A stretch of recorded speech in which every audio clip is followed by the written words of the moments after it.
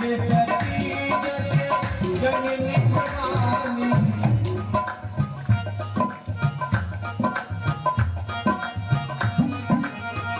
भगवान कथा सुनने में जब माता सती इतनी विकट सती जगजननी भवानी जब कथा सुनने बैठे, उनके रूप को, उनके नाम को, उनके टाइटल को देखो। ऐसे अगर कोई कथा सुन लिया है और कथा न सुने, अपनी सारी देखें, व्यवस्था देखें, और कथा सुनने वालों के प्रणाम करे कथा सुनने वालों को, तो सत्यवादी सोचे कि जो कथा ऐसा ही कहानी।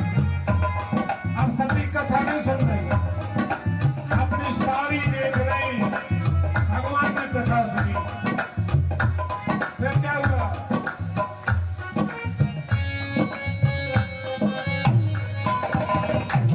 बहुत दिन नहीं, कुछ दिन रहे कथा भगवान की सती ने नहीं सुनी। सती ने कथा नहीं सुनी, भगवान शंकर जी ने कथा सुनी और बिना लेकर के भगवान सती के साथ में अपने धाम को आ गए।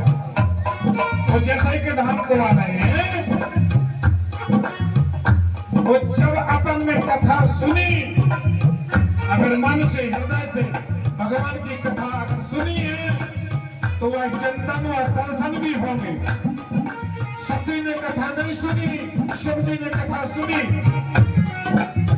शिव जी ने भगवान के स्वरूप को देखा और प्रणाम किया। सती ने सोचा भगवान किसको प्रणाम कर रहे हैं? सती पूछे प्रभु ये कौन है? भगवान कहने लगे देवी मैं कोई आज जिनके हम कथा सुन के आए। अब सती भ्रमित हो गई। बोले भक्तवत्सल भगवान, सती भ्रमित क्यों हो गई? इतनी सी बात, क्योंकि सती ने कथा ही नहीं सुनी थी। जब कथा नहीं सुनी तो भगवान को कैसे पहचाने? और भगवान को पहचाने नहीं और भगवान की परीक्षा लेने को चली। और भगवान की जो परीक्षा ले रहे थे, तो भगवान तो परमात्मा है। सती जी पहुंची, भगवान ने प्रणाम किया, सीता का भेष बनाया, तो भगवान ने प्रणाम किया और पूछा मैया आप अकेली? प्रभु कहाँ है?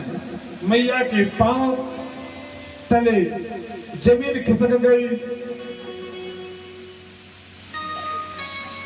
अब भगवान शिव जी के पास में पहुंची, प्रभु प्रणाम किया, कहा तुमने परीक्षा ली? कहा कुछ नहीं ली परीक्षा। क्या किया? बस तमाजे से प्रणाम किया। बस केवल कथा का हम भाव ये बता रहे हैं आज आपको कि जब कथा में उनका मन नहीं लगा, कथा नहीं सुनी, तो भगवान के दर्शन नहीं हुए। और भगवान के दर्शन नहीं हुए, अपना भेष सीता का भेष बनाया, तो भगवान ने सती को छोड़ दिया। और जब छोड़ दिया तो सती ने अपनी देह छोड़ दी। और जब पुनः